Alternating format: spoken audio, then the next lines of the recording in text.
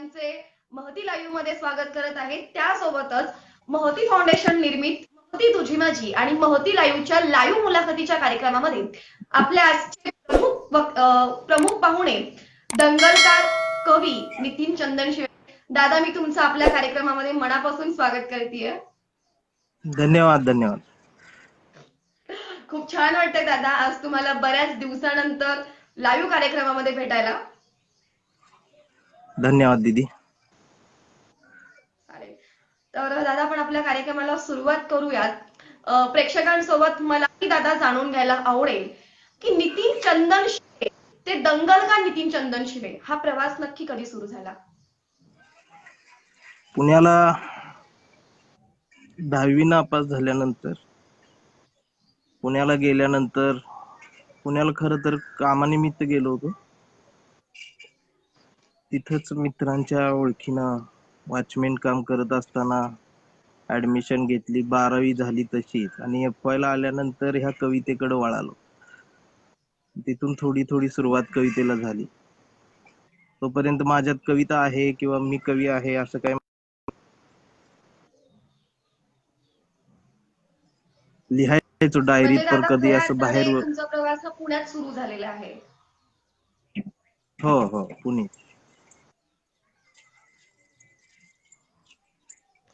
पण नितीन चंदनशिवे हा संघर्ष भरपूर आहे आणि तुमच्या प्रत्येक कवितेमध्ये आम्हाला हा संघर्ष पाहायला मिळतो. आजच्या आमच्यासारख्या तरुणांनी हा संघर्ष फार केलेला नाहीये. प्रत्येकाच्या वाट्याला संघर्ष असतो. पण हा तुमचा जो संघर्ष आहे, हा संघर्ष आमच्या प्रेक्षकांना जाणून घ्यायचा आहे की नितीन चंदनशिवे ते दंगलकार नितीन चंदनशिवे हा नक्की प्रवास कसा होता? एक माणूस म्हणून हा प्रवास खडतर होता, संघर्षमय होता आणि तो प्रवास संघर्षमय होता म्हणूनच नितीन चंदनशिवे ते दंगलकार नितीन चंदनशिवे असा प्रवास झाला. संघर्ष वाट्याला आला नसता तर त्या संघर्षाच्या कविता लिहिता आल्या नसत्या. बऱ्याच ठिकाणी डावललं जायचं, बऱ्याच ठिकाणी उचललंही जायचं, परंतु जिथं डावललं जायचं तिथं जास्त कवितेनं जवळ घेतलं. आतड्यातली भूकच अनुभवाचे बोल देऊन बोलत राहिली आणि कविता कागदावर मांडत गेलो. त्याच कवितेचं आज इतकं मोठं वादळ करण्यात मी यशस्वी झालेलो आहे. परंतु माझ्या कवितेचा सगळ्यात महत्वाचा केंद्रबिंदू ठरला तो म्हणजे मानवतावाद, समतावाद. आणि एका मी अशा वर्गातून येतो, खरं तर अण्णाभाऊ साठेंचं साहित्य वाचून मी लिहायला लागलो. अण्णाभाऊ साठे माझे प्रेरणास्थान झाले आणि मला जाणीव झाली की मी शेषाच्या मस्तक पृथ्वीवरचा कवी नसून मी दलितांच्या, शोषितांच्या, कष्टकऱ्यांच्या, शेतकऱ्यांच्या तळहातावरती तरलेल्या पृथ्वीच्या मातीतून, त्या गर्भातून येणारा कवी आहे, त्या वर्गातून येणारा कवी आहे. त्यामुळं जास्त कविता जवळ वाटू लागली मला. बरोबर आहे दादा. अण्णाभाऊ साठेंचं साहित्य प्रत्येकाला बोलकं करतं. अण्णाभाऊ साठेंचं साहित्य प्रत्येकाच्या लेखणीमध्ये उतरतं आणि ते साहित्य जिवंत आहे. आणि तुमची प्रत्येक कविता वाचताना आमच्यासारख्या नवतरुणांना आणि प्रत्येक प्रेक्षकांना ती कविता अनुभवाचे बोल आहेत हे प्रत्येक मी सांगत असते. दादा, खऱ्या अर्थाने तुमची पुण्यातून सुरुवात झाली, पण मी सुरुवातीलाच तुम्ही येण्या अगोदर मी असं सांगितलं की तुमची पहिली कविता, या पहिल्या कवितेचा फार मोठा अनुभव आहे. म्हणजे तुमची पहिली कविता, ते पहिलं बक्षीस आणि तुमचे 2 महत्वाचे प्रेक्षक. तर आम्हा सर्वांना तुमच्या तोंडून हे ऐकायला फार आवडेल. एक काळ असा आला होता की पुण्यात राहण्याची व्यवस्था माझी थोडीशी ढासळलेली होती आणि त्यावेळेला खडकी रेल्वे स्टेशनला रात्री 9:30ला मुंबई टू कोल्हापूर अशी एक महालक्ष्मी एक्सप्रेस येत असते. तर त्या गाडीनं गावी येण्यासाठी मी त्या रेल्वे स्टेशनला गेलो होतो. तिकीट न काढता जनरल डब्यातून फुकटचा प्रवास करून मिरजेला उतरून कवठेमंकाळला यायचं. त्याच रेल्वे स्टेशन वरती आल्यानंतर वाटलं की गावी जाऊन काय करू.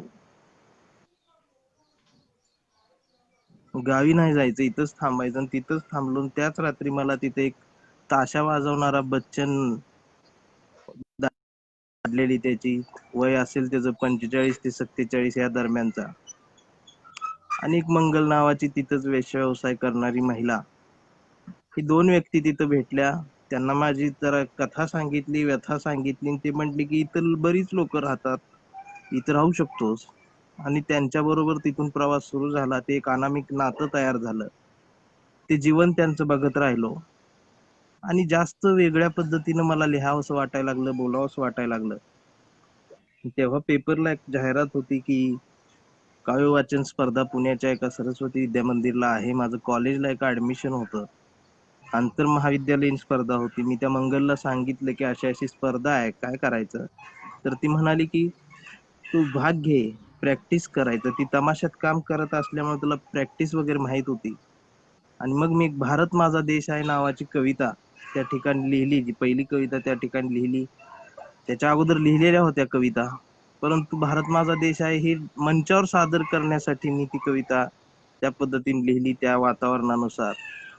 आणि ती कविता माझ्याकडून ह्या दोघांनी पाठांतर करून घेतली आणि स्पर्धेला गेलो. ते बक्षीस सुद्धा मला मिळालं.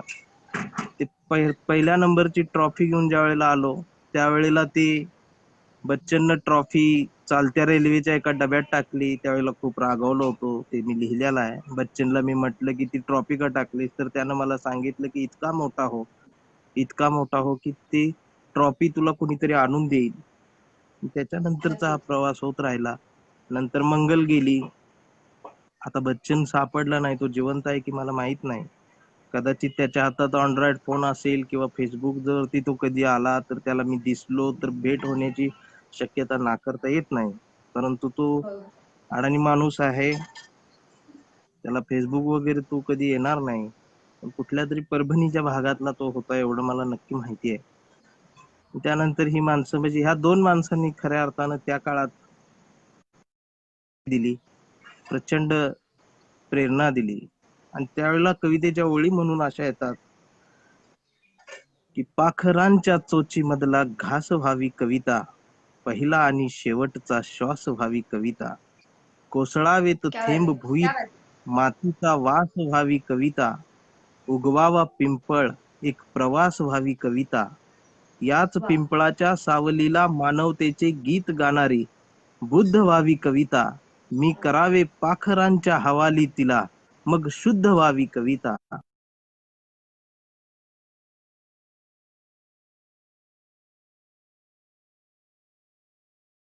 मशीद बांधणाऱ्यांच्या कपाळाचा घाम व्हावी कविता, इंद्रायणीत तरलेला तुकाराम व्हावी कविता, आणि या देशाच्या मातीत विज्ञान पेरणारी अब्दुल कलाम ही व्हावी कविता. क्या बात आहे दादा. कवितेचा मानवतेवादाशी केंद्रबिंदू ज्या वेळेला मी म्हणतो त्यावेळेला कविता अशा पद्धतीनं माझी येते. दादा खूपच छान. आणि हा संघर्ष अत्यंत प्रेरणादायी आहे. म्हणजे आणि या संघर्षातून आज खऱ्या अर्थाने तुमचं आयुष्य फुलवत आहात तुम्ही. आणि या हम्म. तुमच्या आयुष्याकडे बघून अनेकांना खऱ्या अर्थाने प्रेरणा मिळते. म्हणजे आपण कोणत्याही परिस्थितीमध्ये आपण आपला छंद जोपासू शकतो आणि फक्त आपण आपला छंद जोपासलाच नाही पाहिजे, तर त्या छंदाला आपण जिवंत सुद्धा केलं पाहिजे. याचं उत्तम उदाहरण दादा तुम्ही आहात. आणि प्रेक्षक कोण असतील आणि प्रेक्षक कोण असले पाहिजे, पण प्रेक्षक आहेत आणि त्यांचा सन्मान करून तुम्ही खऱ्या अर्थाने दादा तुमच्या कवितेचा सन्मान केलात. आणि आज आम्ही बघतोय अखंड महाराष्ट्राच्या दंगलकराचा सन्मान करतोय. आणि याच्यापेक्षा चांगली गोष्ट दुसरी कुठलीच नाही. पण आता या सगळ्या प्रवासामध्ये मग शिक्षण, लग्न आणि मग पुढचा प्रवास. तिथून मग शिक्षण होत राहिलं. MA पर्यंत मी पुणे विद्यापीठात शिकलो. त्याच्यानंतर लग्न आजीच्या म्हणण्यानुसार लग्न झालं. आणि मग तिथून पुढं कविता, संसार, काम हा सगळा प्रवास सुरू होत राहिला. कधी कधी पगार जिंकायचा, कविता हरायची, कविता जिंकायची, पगार हरायचा, असे दिवस अनुभवले. त्यात 2 मुलं झाली आणि हा प्रवास आता सुरू आहे. इतकाही मोठा झालेला नाही किंवा इतकाही छोटाही राहिलेला नाही, परंतु कविता मोठी होत आहे त्याचा आनंद आहे. आणि तिनं मोठं होत राहावं, तिनं पोहोचत राहावं. मी फक्त एक निमित्त आहे. म्हणून मी म्हणत असतो, मी बाजाराच्या वेदना मांडणारा माणूस नसून माझ्या वेदनेचा बाजार मांडणारा माणूस नसून मी बाजाराच्या वेदना वाहून नेणारा एक शब्दांचा हमाल आहे. ही हमाली कायम सुरू राहणार आहे. क्या बात आहे दादा. पण लग्नानंतर दादा प्रत्येकाच्या आयुष्यामध्ये बदल हे होतात आणि तशा खूप जणांच्या तक्रारी असतात की लग्नाआधी मी बरंच लिहायचो, हा, किंवा लग्नाआधी मला हा छंद होता, पण लग्नानंतर मला ते काही बाबा जपता नाही आलं, जबाबदारी पडली, मग काम धंदा या सगळ्यामध्ये हे सगळं राहून गेलं.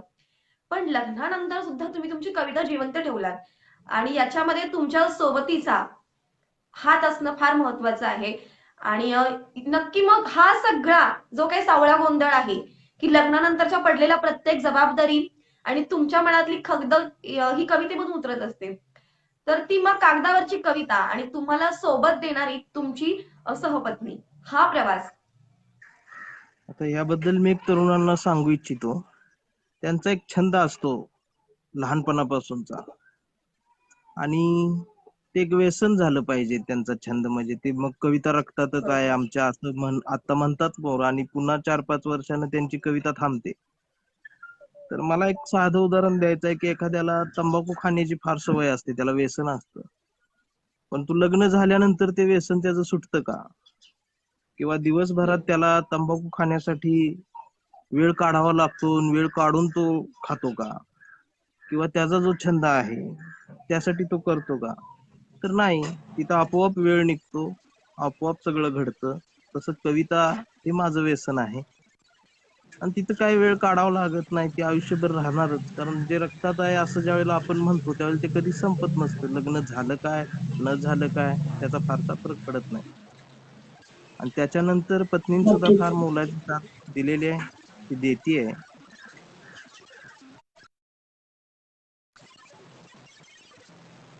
नाही, याचा आनंद असलाच पाहिजे, कारण की आता अशा परिस्थितीमध्ये आपल्या सहचरणीची सोबत असणं फार महत्वाचं असतं. आणि कलाकाराला जर आपली कला जर जिवंत ठेवायची असेल तर मला असं वाटतं की सोबतीचा सुद्धा त्याच्यामध्ये फार महत्वाचा वाटा असतो. आणि अशी चांगली सोबत तुम्हाला मिळालेली आहे की त्याचा सुद्धा. दादा, आपण थोडस आता दलित साहित्य आणि दलित चळवळीकडे यावंच असं मला वाटतं आहे की आज दादा दलित दलित चळवळ आणि दलित साहित्य जिवंत राहिलं पाहिजे. आणि या दलित साहित्यामध्ये आज नवतरुणांचा सुद्धा सहभाग असला पाहिजे, चळवळीमध्ये सुद्धा नवतरुणांचा सहभाग असला पाहिजे. तर या संदर्भात तुम्हाला काय वाटतं? इथं थोडस मला सांगायचं आहे की दलित साहित्य, दलित चळवळ जिवंत राहिली पाहिजे असं ज्या वेळेला लोक म्हणतात, त्यावेळेला त्यांना मला हे सांगावं असं वाटतं की दलित साहित्य हे जिवंत साहित्य आहे. ही चळवळ म्हणजेच ही जिवंतपणाचं लक्षण आहे. त्यामुळे हे जिवंत ठेवायला पाहिजे किंवा जिवंत, हे जिवंतच राहणार आहे, हे अमर आहे, हे मेलेलं नाही. दलित साहित्य हे जिवंत साहित्य आहे. जिवंत साहित्य म्हणजेच दलित साहित्य असं मला वाटतं. कारण इथं अगदी. उपेक्षितांच्या भोगलेल्या जगलेल्या कवितेचा, कथेचा, कादंबरीचा समावेश या पानांवरती होतो. त्यामुळे हे साहित्य जिवंत आहे आणि मला विश्वास आहे हे जिवंत राहणार आहे. हल्लीची मुलं लिहितायत परंतु त्यांच्या लिहिण्यात सातत्य दिसत नाही. ते थोडेसे लाईक कमेंट्सच्या मागे सोशल मीडियावरती धावताना दिसतात किंवा वाचन कमी पडतं. आणि एक हम्म. नाविन्य दलित साहित्यामध्ये आलं पाहिजे.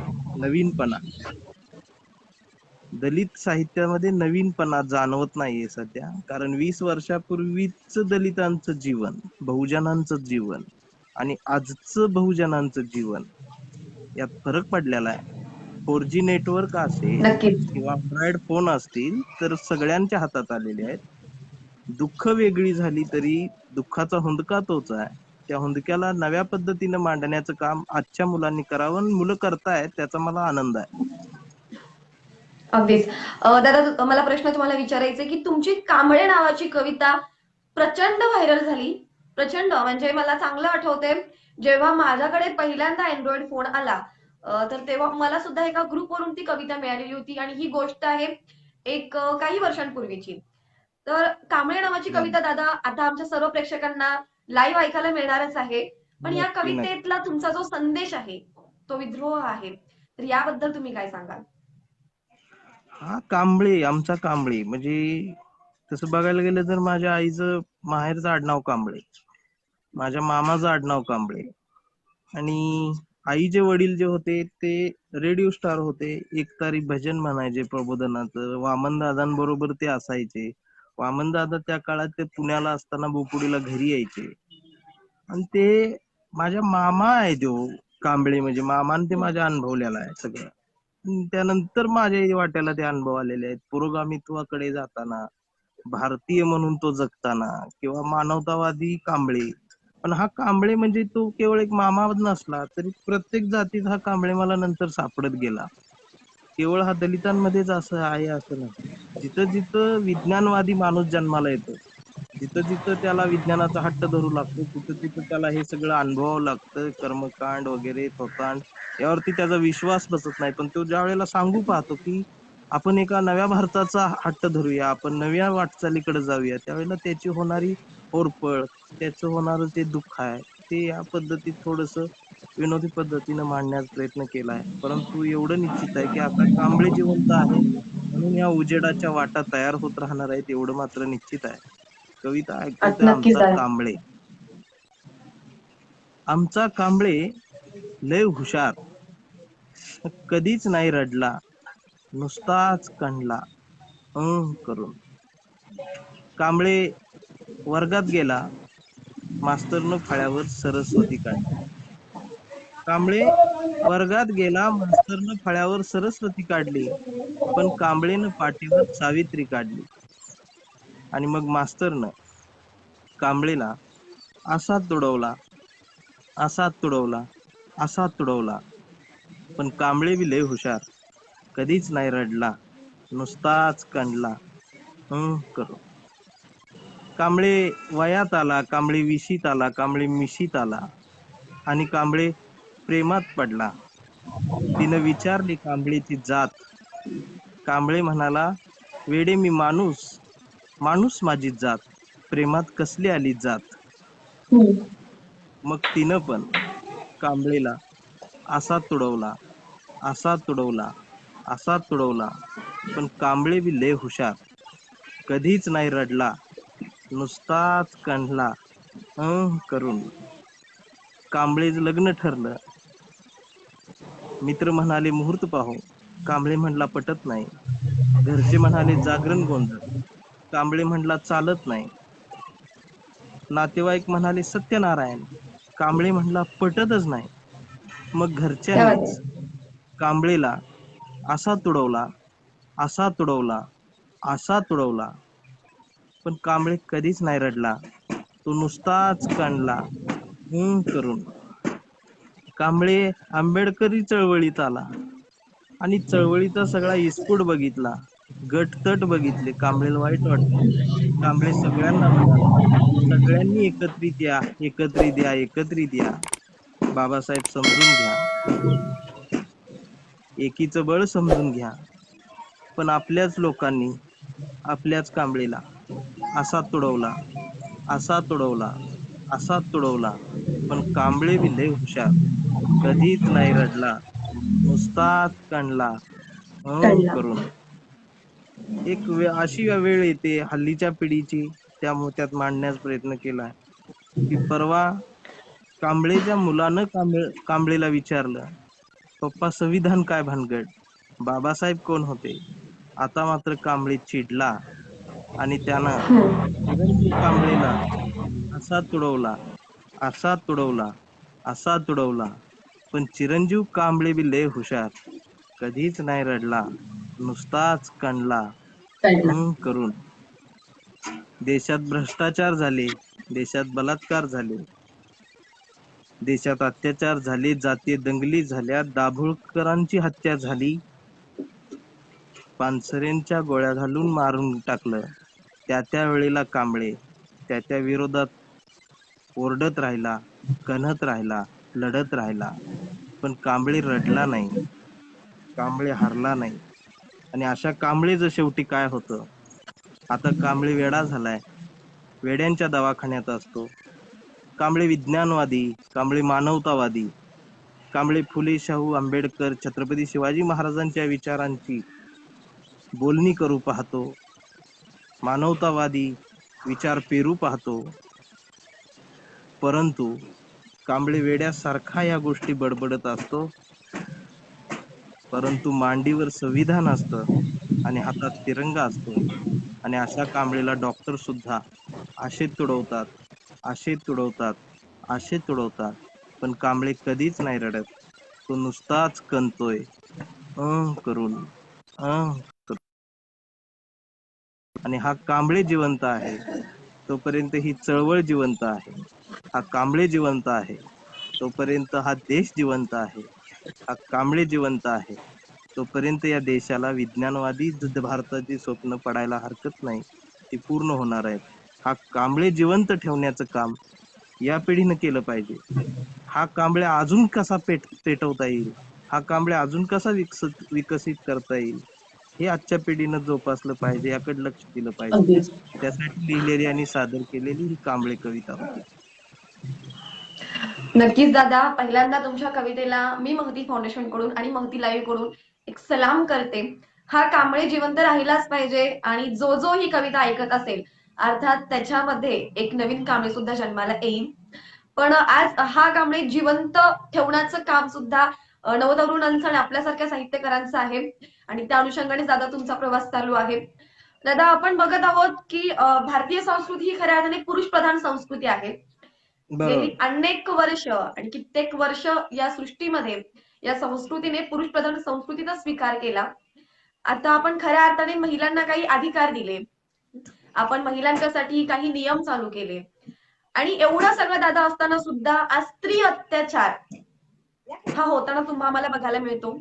अण्णाभाऊ साठेंच्या प्रत्येक कादंबरीमध्ये त्यांनी ग्रामीण जीवनातल्या स्त्रियांचं एका अर्थाने जीवन दाखवलेलं आहे की ग्रामीण भागातील आमची स्त्री नक्की कोणत्या प्रकारचं जीवन जगते, तिला कोणकोणत्या प्रसंगांना सामोरं जावं लागतं. आणि आज दादा 2020 मध्ये सुद्धा आपण जगत आहोत, तर आज सुद्धा आपल्याला हेच बघायला मिळतं. आता तर कोरोनाची परिस्थिती आहे, गेली अनेक दिवस अनेक महिने आपण सर्वजण लॉकडाऊन मध्ये आहोत आणि या लॉकडाऊनच्या भूमिकेमध्ये असताना सुद्धा स्त्री अत्याचार कुठं थांबलेला तुम्हाला आम्हाला बघायला मिळत नाही. आणि किंबहुना काही भागामध्ये आपण दलित अत्याचार सुद्धा प्रचंड प्रमाणात झाले, स्त्री अत्याचार झाले, दलित अत्याचार झाले. तर या अनुषंगाने दादा तुम्ही काय सांगाल? यासाठीच मी पहिल्यांदा एक प्रश्न प्रत्येकाला विचारावासा वाटतो, इथल्या विचारवंतांना, अभ्यासकांना, चळवळ करणाऱ्या माझ्यासारख्या अनेक मित्रांना, की आम्ही नेहमी म्हणतो की आम्ही पुरोगामी महाराष्ट्रामध्ये राहतो, महाराष्ट्र हा पुरोगामी आहे का? तर खरंच मला विचारायचं आहे की खरंच महाराष्ट्र पुरोगामी आहे का? पुरोगामी म्हणजे कुणाला म्हणायचं हे एकदा समजून घेतलं पाहिजे. आणि खरंच महाराष्ट्र पुरोगामी आहे का, राहिलाय का, हे एकदा चेक करून घेतलं पाहिजे. छत्रपती शिवाजी महाराजांची जयंती इथं मोठ्या उत्सवात साजरी होते, परंतु मला वाटतं असं की एक वर्ष 365 दिवस या महाराष्ट्रात असे गेले पाहिजेत की जिथं स्त्रीवरती बलात्कार झाला नाही. ते एक वर्ष म्हणजे महाराजांची सर्वात मोठी आणि सुंदर जयंती असू शकणार आहे.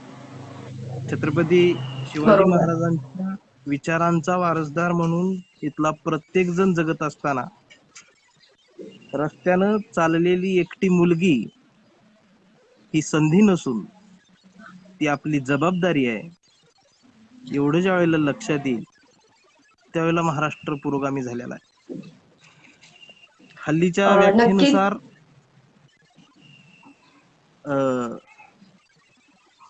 आता लोक म्हणतायत की अनेक लोकांकडून मी बघत असतो फेसबुक वरती किंवा वर्तमानपत्राच्या रकान्यात मुलींचे कपडे इतके छोटे होत आले.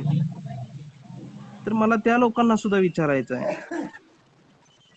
जर मुलींचे कपडे छोटे झाले तरी मग नऊवारी नेसणाऱ्या बाईवर सुद्धा बलात्कार होतो, 60 वर्षाच्या अगदीच. म्हातारीवर सुद्धा बलात्कार होतो, तर 5 वर्षाच्या मुलीवर सुद्धा बलात्कार होतो. तुमच्या नजऱ्या नागड्या झालेल्या आहेत. महिला मात्र तशाच आहेत, त्यांच्याकडे त्या पद्धतीनं बघण्याची नजर अजून तुमच्यात जोपर्यंत येत नाही तोपर्यंत हे थांबणार नाही. याला साहित्यातून किती फटकारे मारले तरी एक मानवी आणि नैसर्गिक कृती जी आहे, जो स्वभाव आहे मानवाचा, हे काय महाराष्ट्रातच नाही जगात सगळीकडे आहे. कारण समानता, स्त्री पुरुष समानता अजून आलेली नाही. परंतु याला हम्म. वेगळ्या पद्धतीने वळण देण्याची खरी गरज आज निदान महाराष्ट्रामध्ये बरोबर. आहे. इथल्या साहित्यिकांनी सुद्धा ते समजून घेतलं पाहिजे. त्यासाठी स्त्री साहित्यामध्ये स्त्री फार मला जरा हल्लीच्या ह्याच्यामध्ये थोडीशी कमी येताना दिसतेय. त्या महिलांनी, मुलींनी फार मोठ्या प्रमाणात यावर लिखाण करण्याची गरज आहे. मला एक प्रश्न नेहमी पडतो की सहज विचारावं असं वाटतं की लग्नाच्या मंडपातून आईने अक्षता पडायच्या वेळेला पळून गेलेला व्यक्ती समर्थ होतो, रामदास होतो, स्वामी होतो, समर्थ होतो. हम्म. महाराष्ट्र त्याचा जय जयकार करतो. मी इतर अनुषंगाने अभ्यासानं बोलत नाही, पण मला याच महाराष्ट्राला विचारायचं आहे, ज्या मंडपातून समर्थ तुमचे पळून गेले, त्याच मंडपात अंतरपाटाच्या पलीकडे असणारी एक मुलगी होती, स्त्री होती. त्या स्त्रीचं पुढं काय झालं? त्या काय मुलीचं झालं? पुढं काय झालं? त्या मुलीबरोबर कुणी लग्न केलं का? त्या मुलीनं आत्महत्या केली का? त्या मुलीला जाळून मारलं का? त्या मुलीचं पुढच्या आयुष्याचं काय झालं? याची इतिहासात नोंद दिसत नाही. हा इतिहास आम्हाला सांगत नाही. आणि इतिहासातून बऱ्याच वेळेला स्त्रीवर झालेला अन्याय हा दाबून ठेवण्यात आलेला आहे. हे आम्ही लक्षात घेतलं पाहिजे. कधीतरी स्वतःच्या मनाला विचारून बघा, जगात पहिला बलात्कार ज्या स्त्रीवर झाला असेल, जगातली पहिली महिला डॉक्टर माहित होते, जगातली पहिली प्रधानमंत्री माहित होते, जगातली पहिली पायलट माहित होते, जगातली पहिली चंद्रावर जाणारी महिला माहित होते. परंतु जगातली पहिली महिला कोण होती जिच्यावर बलात्कार झाला हे माहित होत नाही. म्हणून अशा वेळेला मी म्हणत असतो की जगातली पहिली हम्म. महिला जी कुणी असेल जिच्यावर बलात्कार झाला ती माझी आई होती. एवढं जरी मनावर ठसवून घेतलं तरी एक वेगळ्या पद्धतीनं स्त्रीकडे बघण्यासाठी आपण तयार आहोत. कारण 9 महिने 9 दिवसाच्या त्या सुरक्षित गर्भाशयातून आपण बाहेर आल्यानंतर पुन्हा तिथंच वाकड्या नजरेनं, वाईट नजरेनं पाहू लागतो. आणि म्हणून जागतिक लेवलला गेल्यानंतर यासाठी करारीपणा असतो, स्वाभिमान असतो, अभिमान असतो. तो फक्त आणि फक्त महाराष्ट्राच्या मातीत छत्रपती शिवाजी महाराजांच्या जवळ दिसतो. एवढं मोठं प्रेरणास्थान असताना, इतकं मोठं महाराज आम्हाला आदरस्थान असताना, ज्यांची ओळख जगात आहे, जग ज्यांच्या विचारांवरती एक क्रांती करू पाहतं, पुढे येऊ पाहतं, ते शिवाजी महाराज आमचे आहेत. हम्म. मग त्या शिवाजी महाराजांकडून आम्ही काय घेतोय हेही एकदा तपासून घेतलं पाहिजे, बघितलं पाहिजे. बरोबर. नक्कीच. आणि आज या या काही वर्षांमध्ये खऱ्या अर्थाने आपण महापुरुषांच्या जयंती मोठ्या प्रमाणात आपण साजरी करत आहोत. पण साजरी करण्याच्या पद्धती दादा आता वेगळ्या झालेल्या आहेत. यावर्षी तर सर्वजण कोरोना परिस्थितीमध्ये असल्यामुळे अनेकांनी सोशल मीडियाचा चांगला वापर केला. पण याच्या अगोदरची जर आपण परिस्थिती बघितली तर आता महापुरुषांच्या जयंती साजरे करण्याचं प्रमाण जरी वाढलं असलं तरी त्याच्या पद्धती अनेक वेळा आपल्याला चुकीच्या आहेत हे सुद्धा बघायला मिळतं. तर या संदर्भात महापुरुषांची जयंती नक्की कोणत्या पद्धतीने साजरी व्हावी, एक साहित्यिक म्हणून, एक कवी म्हणून तुम्ही तरुणांना काय सांगाल? मुळात ह्या गेल्या 15-20 वर्षातच महापुरुषांच्या जयंती इतक्या जोरदार साजऱ्या व्हायला लागल्या,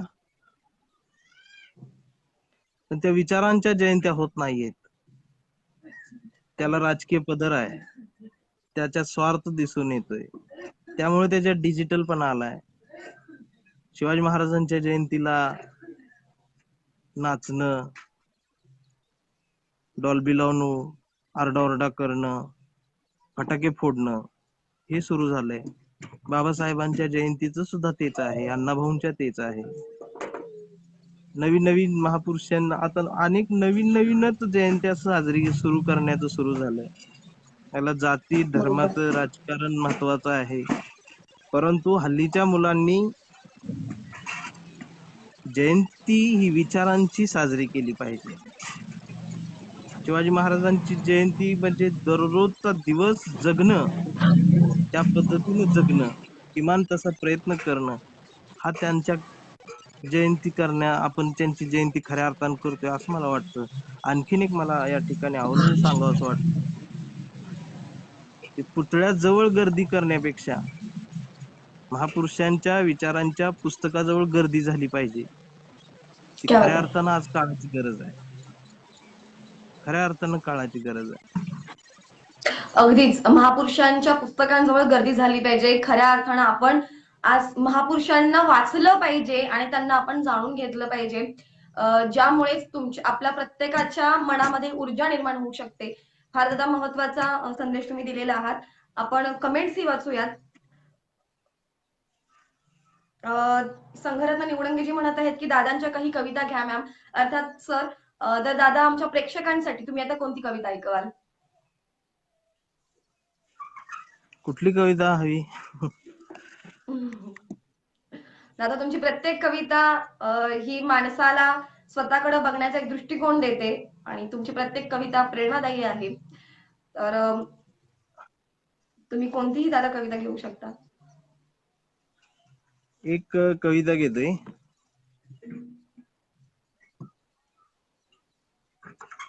या पृथ्वीचा बाप होताना. बऱ्याच लोकांनी ऐकलेली नाही ती, त्यामुळे.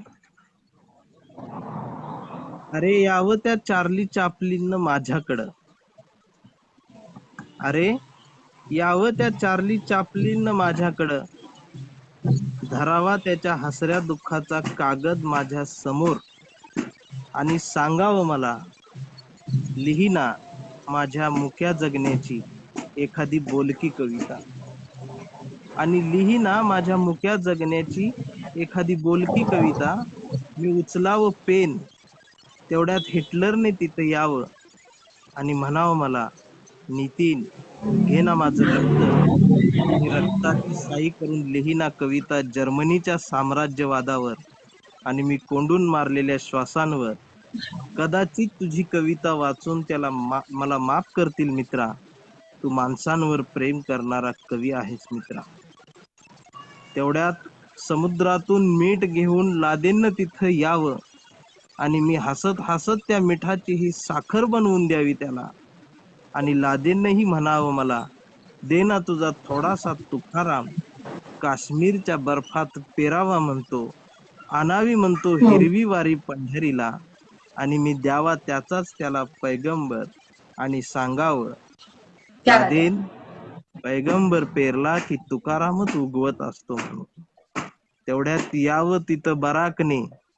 मी सांगावं त्याला, तिसरं महायुद्ध विसर. माझी कविता नेहमी आडवी येईल. त्यानंही ते मान्य करत हसत हसत मिठीत घ्यावं लादेनला. तुम्ही या सगळ्यांनी माझ्याकडे एकदा तुमच्या मेंदूतला इतिहासच एकदाचा जाळून टाकावा म्हणतो आणि दाखवावा म्हणतो हा सुंदर भूगोल, जो तुम्हाला आणि मला फार जपून ठेवायचा आहे. वातावरण बघून जगण्यासाठी देश बदलणाऱ्या पाखरांनी सांगा कुणाची गाणी गावीत. माझी कविता नेहमी त्याच पाखरांच्या उंचच उंच थव्यात कायम विहार करत राहते, कारण मी फक्त आणि फक्त माणसांवर प्रेम करणारा कवी आहे मित्रांनो. मी फक्त आणि फक्त माणसांवर प्रेम करणारा कवी आहे. तर एक मानवतावाद खूपच छान सांगणारी दादा. कविता. आणि प्रत्येक कवितेतून तुमच्या मानवतावाद आहे, समतावाद आमच्या निदर्शनास येतो आणि खऱ्या अर्थाने यातून प्रत्येकाला दादा प्रेरणा मिळते. ही प्रत्येक कविता अनुभवातून आहे. आणि दादा आता आम्हाला अशी तुमच्याकडून एक कविता ऐकायची आहे की तुमच्या आम्ही अशाही काही कविता पाहिलेल्या आहेत, ऐकलेल्या आहेत की ज्यातून जातीवादामुळे किंवा दोन धर्मामुळे, दोन जातींच्यामुळे प्रेमभंग कसा होतो आणि मग त्या दोघांना कसं एकत्र येता येत नाही किंवा प्रत्येक प्रेमामध्ये जात ही आडवी कशी येते. तर आज आपण अनेक अशी प्रकरणं बघितलेली आहेत की ज्या प्रेमामध्ये जात आडवी येते, धर्म आडवा येतो आणि म्हणून मग त्याची किंवा तिची हत्या केली जाते. हं? तर आजच्या नवतरुणांना या कवितेतून तुम्ही काय सांगाल? अशा कवितेतून? त्यासाठी एक जात आणि धर्मच संपवायचा आहे मला. कारण महात्मा ज्योतिबा फुले आणि सावित्रीबाई फुले यांच्या पहिल्या मुलींच्या शाळेत पहिली विद्यार्थिनी जी होती हं, मुक्ता साळवे, हं, त्या मुक्ता साळवेनं तिच्या एका निबंधात लिहिलेला आहे की आम्ही धर्म नसलेली, जात नसलेली जमात आहोत. आम्ही धर्म नसलेली माणसं आहोत. आम्ही धर्मरक्षक सत्यशोधक, माणसं आहोत. उजेडाच्या वाटेवर चालणारी माणसं आहोत. आणि म्हणून मला त्या कवितेच्या ओळी लिहाव्याशा वाटतात की सारे धर्म ग्रंथ वाचले, पान चाळताना फक्त एवढीच चूक झाली, बोटाला जिभेवर न्यावं लागलं, मी धर्माला थुक्का लावला आणि माणूस झालो. परवा घर रंगवताना रंगांचीच फार भीती वाटली मला. लोक हरामी, घराचा रंग बघून माणसाची जात ठरवतात, म्हणून मी अख्खं घरच पांढरं शुभ्र केलं. मी जातीला चुना लावला आणि माणसात आलो. ही जातीला चुना लावणं गरजेचं आहे. आंतर बरोबर. जाती विवाहाला मान्यता ही मिळायला पाहिजे. अनेक आज मुलं एकमेकांवर प्रेम करतात, प्रेमात पडतात, पण ते प्रेम सुद्धा त्या पद्धतीचं असलं पाहिजे. पवित्र असलं पाहिजे, अगदीच. निर्मळ असलं पाहिजे. उच्चवर्णीय, खालच्या जातीतल्या लोकांशी तरुणांची एखादी तरुणी विवाह करते, त्यावेळेला त्या तरुणाची सुद्धा जबाबदारी आहे, त्या तरुणीची सुद्धा जबाबदारी आहे की किमान 10 वर्षानंतर तुम्ही दोघे इतके मोठे होऊन दाखवा की तुमच्या प्रेमविवाहाला, तुमच्या प्रेमाला, तुमच्या जिद्दीला, संघर्षाला जगानं सलाम केला पाहिजे. या जगाला झुकवण्याची ताकद जर तुमच्या प्रेमात होत असेल, येत असेल, ती आहे, तिला तुम्ही त्या पद्धतीनं साकार करत असाल, तर मला वाटतं की लोक स्वतःहून म्हणतील की प्रेमात ताकद आहे, ती असली पाहिजे, ती का नसावी, पण प्रेम त्या पद्धतीचं असलं पाहिजे. आज परिस्थिती अशी आहे, सकाळी व्हॉट्सअपवरती प्रपोज होतो, दुपारी एकमेकांच्या जवळ गेले जातात, 4 वाजता गार्डनला भेटतात, संध्याकाळी 10 वाजता तू इतका वेळ ऑनलाईन कसा आणि तू इतक्या वेळ ऑनलाईन कशी, आणि सकाळपर्यंत पुन्हा ब्रेकअप सुद्धा झालेलं बघायला मिळतं. तर हा काळ इतका फास्ट आलेला आहे. या काळात मग याचे परिणाम असे होतात, खून होतात, मारामाऱ्या होतात, हं, त्याला जाती रंग पुन्हा दिले जातात. यातून ह्या पिढीनं बाहेर पडलं पाहिजे. मी याचं स्पष्ट मत आहे, माझ्या बहुजनांतल्या मुलांना तरी, जे बाबासाहेब फुले, शाहू आंबेडकर, शिवाजी महाराजांचे वारसदार म्हणून आम्ही स्वतःला समजून घेतो, अशा मुलांना माझी एक विनंती आहे की एक उमलत्या वयात या गोष्टीला आपण बघत असतो, या गोष्टी आपल्या जवळ येत असतात, आणि या गोष्टी थोड्याशा बाजूला सारून आपली शैक्षणिक, आर्थिक क्रांती, आर्थिक परिस्थिती कशी मजबूत करता येईल हे जास्त बघणं गरजेचं आहे. काही गोष्टी वेळानं घडल्या तरी चालतील, परंतु आपल्या हं. आई वडिलांचं सुख सुद्धा त्या ठिकाणी मला फार महत्वाचं वाटतं. महत्वाचं कुटुंबाचं वाटतं. सुख महत्वाचं वाटतं, स्वतःचं करिअर महत्वाचं वाटतं. ज्या प्रेमानं तुमचं करिअर थांबत असेल, ज्या प्रेमानं तुमचे आई वडील दुखावले जाणार असतील, त्या नादाला लागत बसण्यापेक्षा तुम्ही इतके मोठे व्हा की जगातल्या सगळ्या धर्मातल्या मुली तुमच्या मागे यायला तयार असतील, लाईन लागेल, किंवा मुलींनी सुद्धा इतकं मोठं व्हा की जगातली सगळी धर्मातली, जातीतली मुलं त्यांचे बायोडाटे घेऊन बघायला येत राहतील. आणि माझी कायम इच्छा राहिलेली आहे की मुलींना मुलं बघायला येतात, पाहुणे येतात, तिला समजत नाही, साडी हं. नेसवलं जातं, कांदेपोळी घेऊन ती हॉलमध्ये येते. हे प्रत्येक मुलीच्या वाट्याला येतं. ती ग्रॅज्युएट झाली, पोस्ट ग्रॅज्युएट झाली, 10वी-12वी असली तरी कांदेपोळी घेऊन जाण्याची वेळ तिला आलेलीच आहे, ती येतच असते. बरोबर. परंतु आजच्या मुलींनी अशी स्वप्न बघितली पाहिजेत की तिने इतकं मोठं व्हावं, निदान माझ्या काजलनं तरी इतकं मोठं व्हावं, माझ्या त्या बहिणीनं, हं. की तिच्या पप्पांना ती सोबत घेऊन गेली पाहिजे, तिनं सोफ्यावर बसलं पाहिजे, मुलगा सरबत घेऊन आला पाहिजे आणि मग तिनं त्याला प्रश्न विचारले पाहिजेत आणि तिनं सांगितलं पाहिजे यू आर नक्कीच. Selected, you are not selected. मग पुढचं बोलणी करूया. यात हुंडा पद्धत आली, अजूनही सुरू आहे. अजूनही त्या बळीला अनेक याचा परिणाम असा होतो, ग्रामीण भागातल्या शेतकरी वर्गाला फार मोठा फटका किंवा फार मोठा परिणाम त्यांच्या आयुष्यावर होतो. मुलीला पिवळी करायची आहे, मुलीला हळद लावायची आहे, त्यासाठी 2-2, 3-3 एकर शेतकऱ्याची जमीन विकली जाते, कर्जात तो बुडाला जातो. ही पद्धत कुठेतरी थांबली पाहिजे, अगदीच. याबद्दल हे बोलायचं आहे मला. नक्कीच दादा. आणि तुम्ही ज्या प्रकारे म्हटलात की मुलीने जावं, सोफ्यावरती बसावं आणि त्याने सरबत आणावा. खरं तर असा बदल जेव्हा घडेल तेव्हा ती एक नवी क्रांती असेल, ती नव्या बदलाची सुरुवात असेल. आणि असा या बदल जर निमित्तानं माझ्यापासून मला व्हावा असं जर मुलींना तुम्हाला वाटत सगळ्या असेल मुलींना तर मी नक्कीच प्रयत्न करेन. या निमित्तानं सगळ्या मुलींना एक मला सांगायचं आहे, तर स्त्रीवादावरती आल्यानंतर एक काळ असा येतो मुलीच्या आयुष्यात, 2 नावं लागतात. एक माहेरचं नाव लागतं, एक सासरचं नाव लागतं. तिला 2 राशन कार्डावरती थांबावं लागतं. 2 राशन कार्डावरती ती असते. आम्ही एकाच राशन कार्डावरती राहतो. एकाच असतं. माझं लग्न झालं याचा पुरावा माझ्याकडे नाही, परंतु तिच्याकडे पुरावा असतो वेगवेगळ्या पद्धतीनं. प्रत्येक धर्माचे त्याच्यामध्ये काहीतरी घालून ठेवलेले आहेत मोडे, म्हणून ही धर्म पद्धती मला आवडत नाही. माझं मुलींना, हल्लीच्या मुलींना एक सांगणं आहे की काही करा, पण स्वतःच घर असलं पाहिजे मुलीचं तिच्या नावावर.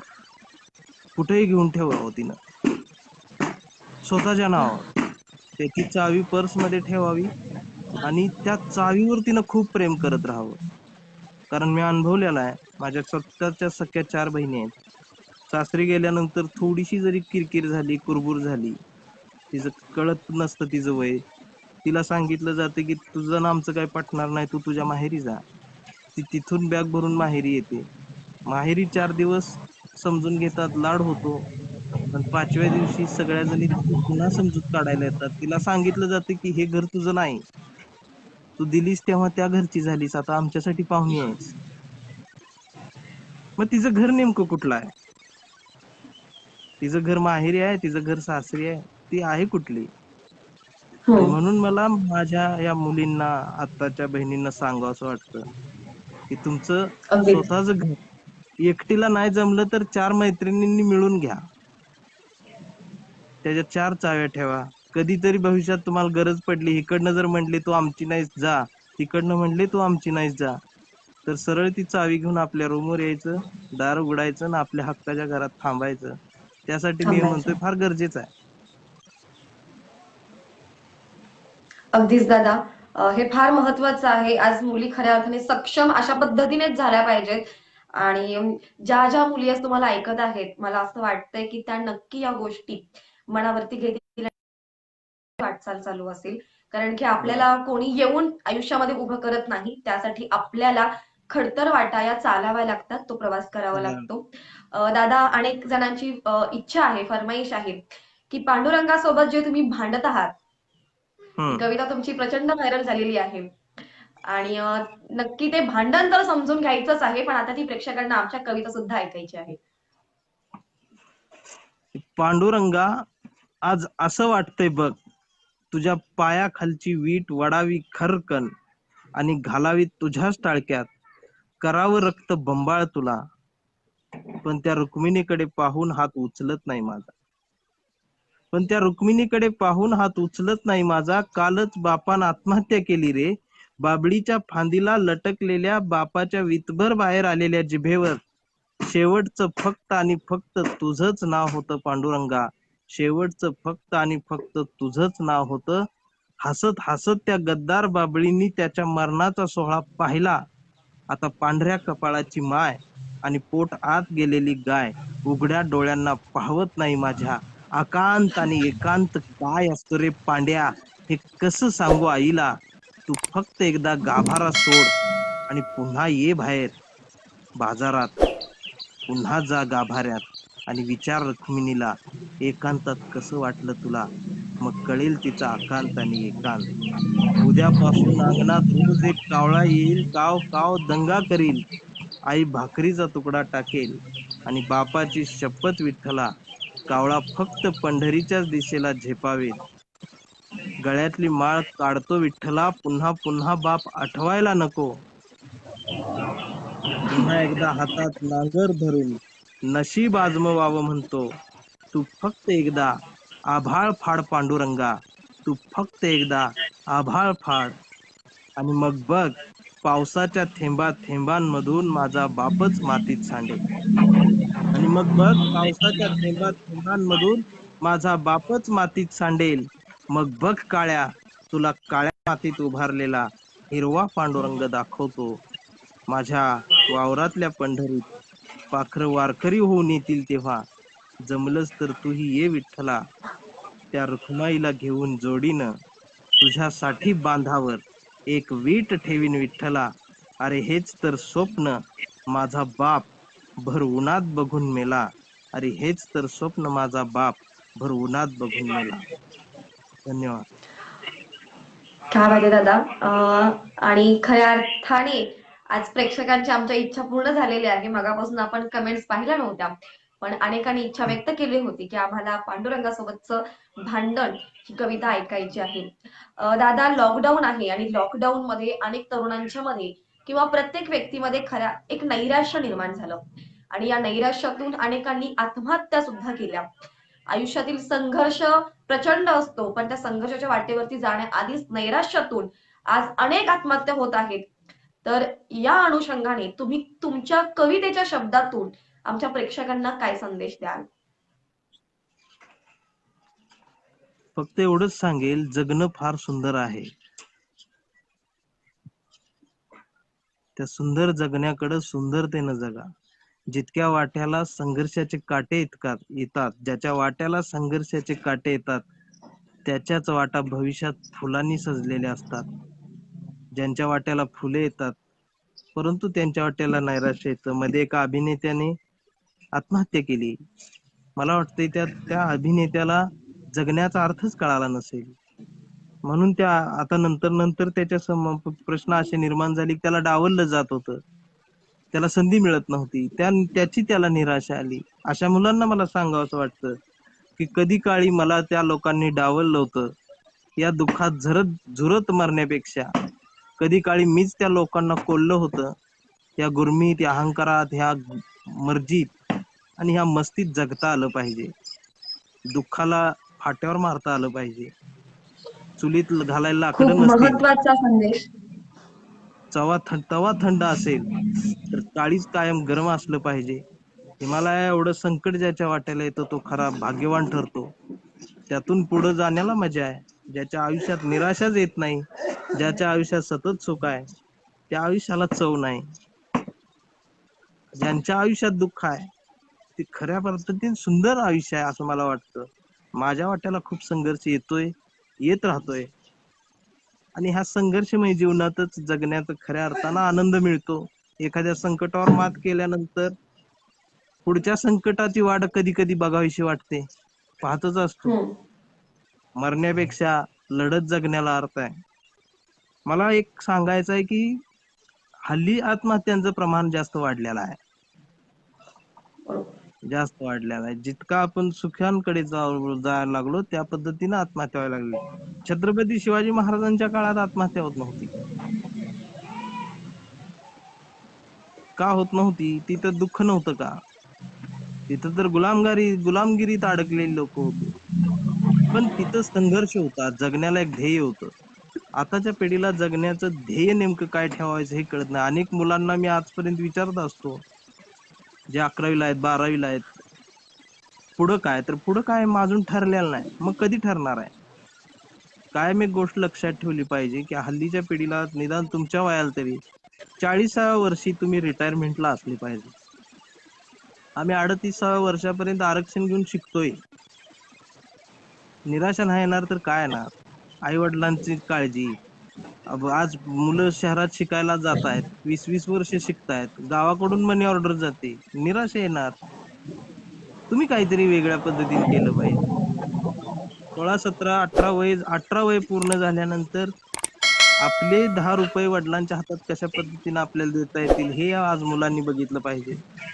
मी 15 वर्षाचा असल्यापासून सिमेंटच्या पाट्या उचलायला सुरुवात केली, तेव्हापासून 1 रुपयाही घरनं मला मिळाला नाही. मीच घरात पैसे द्यायला लागलो. अभिमान वाटतो, निराशा येत नाही. आणि पैसे कमवता येतात, कष्टाचे पैसे कमवता येतात, निराशा येत नाही. मरायचं खूप लांब राहतं. मरण प्रत्येकाला येणार आहे. ते स्वतःहून घेणं म्हणजे आत्महत्या असते. हे होता कामा नये. अगदी जगलं पाहिजे. बरोबर आहे. आणि नैराश्य संपवावं लागतं, ते संपत नाही. आणि जोपर्यंत हम्म. माणसाकडे संघर्ष आहे तोपर्यंत माणूस नैराश्यामध्ये जात नाही. फार महत्वाचा दादा संदेश आहे. दादा प्रवीण कुमार वानखडे यांची अशी त्यांनी इच्छा व्यक्त केलेली आहे की नितीन दादा संविधानावरील कविता आम्हा सर्वांना ऐकायची आहे. नक्की नक्की. संविधान. पहिल्यांदा ते दारात आले, त्यांनी हातात गीता दिली, म्हणाले हे वाच, आमचा हो आमच्यात ये. पण मला भूक लागली होती. मागावं वाटलं पोटासाठी 2 घास, मागता आलं नाही. बाजूला आई उभी होती. दुसऱ्यांदा दुसरे आले, त्यांनी हातात कुराण दिलं, म्हणाले हे वाच, आमचा हो आमच्यात ये. पण मला भूक लागली होती. मागावं वाटलं पोटासाठी 2 घास, मागता आलं नाही. बाजूला आई उभी होती. तिसऱ्यांदा तिसरे आले, त्यांनी हातात बायबल दिलं, म्हणाले हे वाच, आमचा हो आमच्यात ये. पण मला भूक लागली होती. मागावं वाटलं पोटासाठी 2 घास, मागता आलं नाही. बाजूला आई उभी होती. सगळ्याच धर्मांचे धर्मगुरू आले, ज्यांचे त्यांचे धर्मग्रंथ देऊन गेले. पण या धर्मग्रंथांच्या ओझ्यांनीच कंबर वाकली माझी. तेव्हा भुकेनं खोल आत गेलेल्या डोळ्यात आईनं बघितलं आणि आणलं बाहेर जाऊन भीक मागून 2 भाकरीचं पीठ. तेव्हा चूल कशी पेटवावी हा प्रश्न आमच्या चुलीला पडला. मग हो. आईनं घातले सारेच धर्मग्रंथ चुलीत आणि चूल पेटली, आग लागली, तवा गरम झाला आणि मला आईनं 2 भाकरी भाजून दिल्या. या धर्मग्रंथांनी माझी भूक भागवली, परंतु या धर्मप्रसारकांना माझी भूक समजली नाही. म्हणून धर्मग्रंथ माझ्यासाठी श्रेष्ठच. ज्या भुकेसाठी स्वतः धर्म सुद्धा जळतो, तो धर्म मला श्रेष्ठ वाटतो. परंतु भूक भागल्यानंतर, पोट भरल्यानंतर आईने एक जपून ठेवलेलं पुस्तक हातात दिलं आणि त्या पुस्तकावर लिहिलं होतं भारताचे संविधान. मी वाचायला क्या सुरुवात बात. करणार तेवढ्यात लक्षात आलं, आई तर अडाणी, तिनं हेच कसं जपून ठेवलं. मी विचारलं आईला, त्यावर आई म्हणाली, काही नाही रे, परवा हे बी मी चुलीत घालून पाहिलं, पण बाळा याला आग लागलीच नाही. म्हणून आपली भूक समजून घेणार, यात नक्कीच काहीतरी असलं पाहिजे. म्हणून फक्त एवढंच वाच, भारताचे संविधान, भारताचे संविधान, भारताचे संविधान. हे क्या संविधान बात आहे दादा. जपलं पाहिजे. लोकशाही जपली पाहिजे, तरच समता आहे. संधी आहे, परंतु समता बरोबर. नाही. नक्कीच दादा. मी प्रेक्षकांना आवाहन करेन की तुम्हाला अजून काही कविता ऐकायच्या असतील तर तुम्ही खाली आम्हाला कमेंट्स बॉक्समध्ये सांगू शकता. आम्ही नक्कीच तुमच्या फरमाईश ऐकण्याचा आणि सादर करण्याचा प्रयत्न करत आहोत. अगदीच दादा. आणि या निमित्ताने सर्व प्रेक्षकांचे सुद्धा दादा आपल्याला धन्यवाद मानावे लागतील की खूप आज ते धन्यवाद आपला लाईव्ह सर्वांचे. कार्यक्रम बघण्यासाठी आलेले आहेत. दादा हे सगळं चालू असताना तुमच्या प्रत्येक कवितेमध्ये जाणीवा आहेत, यातना आहेत, वेदना आहेत आणि एक नवी क्रांती घडवण्याची सुद्धा ताकद आहे. दादा हे सगळं करत असताना तुम्हाला मग अशा काही अडचणींना सामोरं जावं लागलं का की ज्या अडचणींच्यामुळे मग प्रश्न निर्माण होतात की मी आता माझं काम मी तो पुढे चालू ठेवायचं की बाबा इथंच थांबायचं, किंवा हा विद्रोह जिवंत करत असताना अशी काही तुम्हाला लोक भेटलीत का ज्यांनी तुम्हाला प्रोत्साहन दिलं आणि अशीही काही लोक भेटले असतील की ज्यांनी तुम्हाला मागे खेचण्यास सुद्धा काम केलं? साध्या आणि सोप्या शब्दात सांगायचं झालं तर विज्ञानवादाचा हट्ट धरणारे, अंधश्रद्धा, कर्मकांड यांना संपवणारे दाभोळकर सुद्धा आम्ही डोळ्यानं पाहतो. आणि नक्कीच. दुसरीकडं जातीय दंगली घडवू पाहणारे, आंबे खाऊन पोरं होतात म्हणणारे संभाजी भिडे सुद्धा याच डोळ्यानं आम्ही पाहू लागतो. संभाजी भिडे सुद्धा इथं आहेत, दाभोळकर सुद्धा इथं आहेत. मला फक्त एवढंच सांगायचं आहे, हा देश पेटलेला आहे, या कुणतरी याला आग लावलेली आहे, पण हा देश विझणार आहे, त्याची राख होणार नाही. कारण इथं विचारवंत आहेत, झटणारी लोक आहेत, फुले शाहू छत्रपती शिवाजी महाराजांचे विचार आहेत, त्यामुळं ह्या देशाची राख होणार नाही. परंतु या पेटलेल्या देशाचा एक इतिहास कधी ना कधी लिहिला जाणार आहे. एक लक्षात ठेवलं पाहिजे, त्या इतिहासात आपलं नाव आग लावणाऱ्यांच्या यादीत नसावं, बघत बसणाऱ्यांच्या यादीत नसावं, तर विझवणाऱ्यांच्या यादीत असावं. म्हणून हा विद्रोह आहे, म्हणून ही कविता आहे आणि म्हणून हे सगळं आहे. हे सुरू राहणार आहे. धमक्या येत राहतात, बोलत राहतात, संपवण्याची भाषा केली जाते. काही वेळेला मदत करू, थांबवा असंही म्हटलं जातं, पण थांबून चालणार नाही. काम सुरू ठेवलं पाहिजे आणि कवितेसोबत पिसाळल्यागत जगता आलं पाहिजे. माझं शेवटी नातं कवितेजवळ जातं आणि मी तिथंच आहे.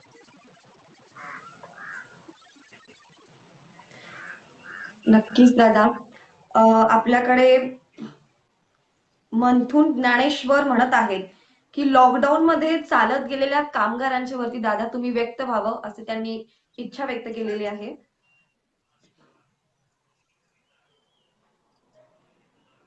लॉकडाऊन मध्ये जे कामगार चालत गेले त्यांच्यावर मी काय व्यक्त व्हायचं, कारण मी सुद्धा करमाळा ते कवठे मंकाळ चालत आलेलो आहे. चालत आलेलो आहे.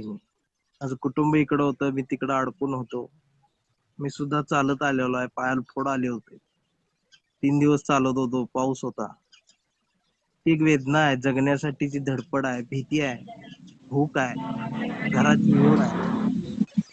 फार विचित्र अवस्थेतून हे सगळं गेलेलं आहे. बरं, हे भारतात नाही घडलं, पृथ्वीवरच्या प्रत्येक शोषित वर्गाला हे भोगावं लागलेलं आहे.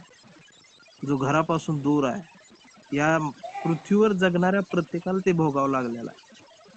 त्याचं दुःख जागतिक आहे, त्याचा हुंदका जागतिक आहे. ते कुठं मर्यादित राहिलेलं नाही. जगण्यासाठी चाललेली माणसांची धडपड आहे. पहिल्यांदाच जगण्यासाठी धडपडताना बघत होतो. त्याच्या पलीकडे मी त्यासाठी काय बोलू शकतो? कारण सोलापूर ते कवठे मंकाळ नक्कीच. चालत प्रवास करताना करमाळा ते कुठं पाणी मागायचं म्हणलं तरी भीती वाटत होती. लोक पाणी देतील की नाही ही परिस्थिती होती. कोणी करेल की नाही ही परिस्थिती होती. परिस्थिती ग्रामीण होती. भागात आजही कोरोनाच्याच अंधश्रद्धा भरपूर आहे. यातून बाहेर पडलं पाहिजे. लवकरात लवकर या संकटातून आपण सगळेजण बाहेर पडूया.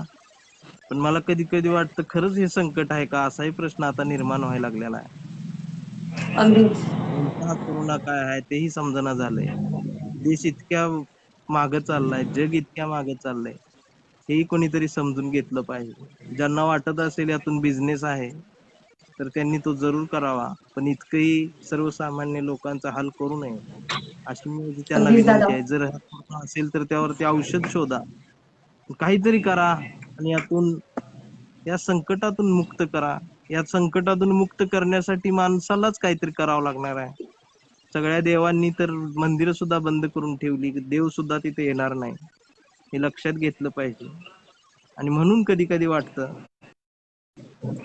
की छत्रपती शिवाजी महाराजांचं जे महाराष्ट्र होतं, स्वराज्य होतं, डॉक्टर बाबासाहेब आंबेडकरांच्या त्यांच्या स्वप्नातला भारत होता तो आम्ही खऱ्या अर्थानं त्या पद्धतीनं निर्माण करतोय का हेही पाहिलं पाहिजे.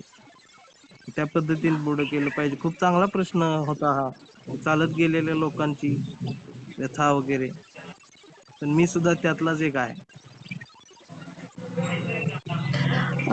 दादा, आता या परिस्थितीमध्ये सुद्धा तुम्ही स्वतः ते सगळ्या गोष्टी अनुभवला आहात आणि अनेकांच्या समोर आता हे प्रश्न आहेत की नक्की हे संकट आहे का, याच्याबद्दल अनेक अंधश्रद्धा आहेत, आपण अनेक नवनवीन रोज गोष्टी ऐकतो, अनेक जण नवनवीन गोष्टी याच्यावरती लिहित आहेत.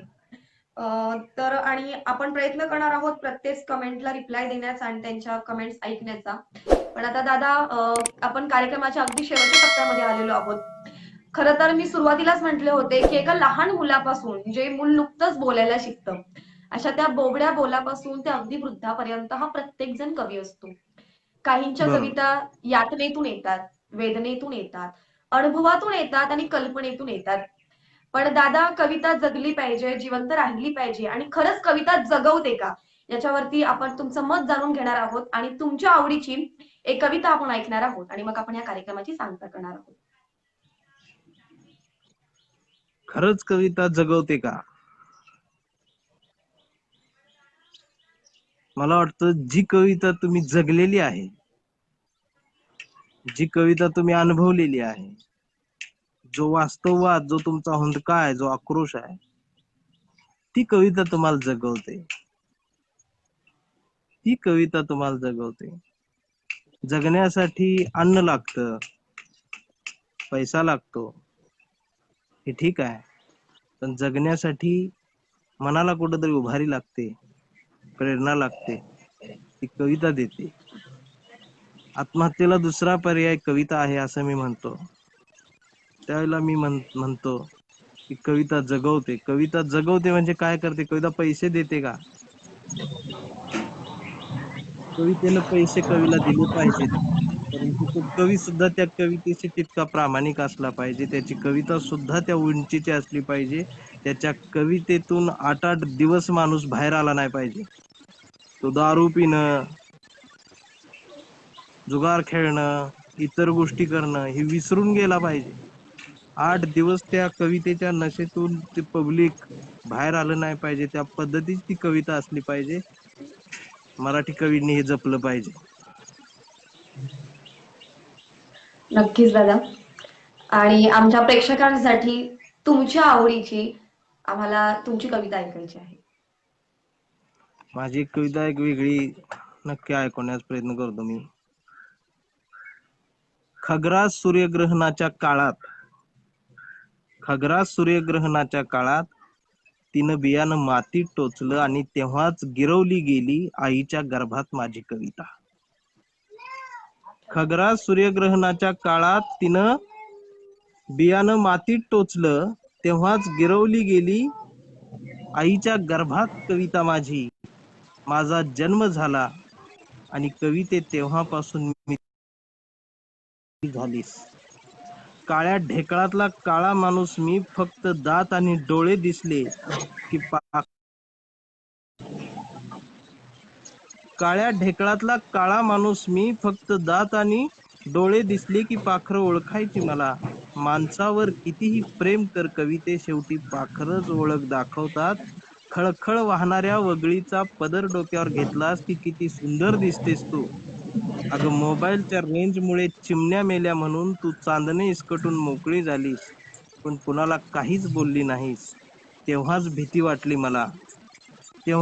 वाटली मला, कुणाच्या तरी रेंजमुळे आपणही नाहीसे होणार का ग. कविते बघ ना, गावातल्या दवाखान्याच्या मागच्या बाजूला कचरा कुंडीजवळ किती जणी येतात रोज. कविते बघ ना, गावातल्या दवाखान्याच्या मागच्या बाजूला कचरा कुंडीजवळ किती जणी येतात रोज आणि पोटावर हात ठेवून हंबरडा फोडतात ग. कविते, माझा गर्भपात झाला तर मी कुणाजवळ हंबरडा फोडायचा. म्हणून माझ्या कविते, आपण फक्त एकमेकांसाठीच पिसाळून जगू.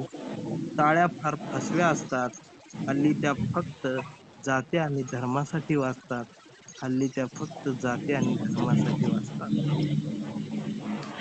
वा दादा, जो जो प्रत्येक जण स्वतःला कवी समजतो किंवा प्रत्येकाच्या मधला जो कवी जन्माला येतोय, त्या प्रत्येक कवीला ही कविता आपली वाटली असेल, जवळची वाटली असेल. आणि दादा, गेली अनेक वेळ आपण सोबत आहोत. आजच्या लाईव्ह कार्यक्रमासाठी तुम्ही आम्हाला जॉईन झालात. खूप मस्त कविता, प्रेरणादायी कविता, तुमचा संघर्षमय प्रवास आणि अशा अनेक गप्पा आणि अशा अनेक चर्चा आपण केल्या. तुम्ही आज या निमित्ताने खऱ्या अर्थाने मानवतावादी कसं राहिलं पाहिजे, मानवता कशी जपली पाहिजे, महापुरुषांचे विचार सर्वांनी कसे जवळ केले पाहिजे, त्यांच्या विचारांच्या वरती कसं जगलं पाहिजे, त्यामध्ये ज्यांनी ज्यांनी नैराश्यातून आत्महत्या केल्या किंवा ज्यांना आज नैराश्य आलं आहे, त्यांच्यासाठी दादा तुम्ही फार महत्वाचा अनमोल असा संदेश दिला आहे. आज महती फाउंडेशन निर्मित महती तुझी माझी महती लाईव्ह आणि आमच्या संपूर्ण महती टीम कडून मी काजल तुमचे पुनश्च धन्यवाद मानते की तुम्ही आम्हाला तुमचा अमूल्य वेळ दिलात आणि आजचा कार्यक्रमाला एक नवी शोभा दिली. आणि खऱ्या अर्थाने हा कार्यक्रम जे सर्वजण बघणार आहेत त्या प्रत्येकाला तो कार्यक्रम आज आपला वाटला आहे, जवळचा वाटला आहे. त्या सर्व प्रेक्षकांचे सुद्धा मी धन्यवाद मानते. आणि दादा, मी तुमची आता रजा घेतीये. पुनश्च मी महती फाउंडेशन कडून, महती टीम कडून तुमचे धन्यवाद. खूप सारे धन्यवाद मानते धन्यवाद धन्यवाद ताई. तुम्हालाही सर्वांना खूप आणि साऱ्या तुमच्या शुभेच्छा. संघर्षमय जीवनाला आमच्या सर्वांच्याकडून अनेक अशा शुभेच्छा. Thank you thank you.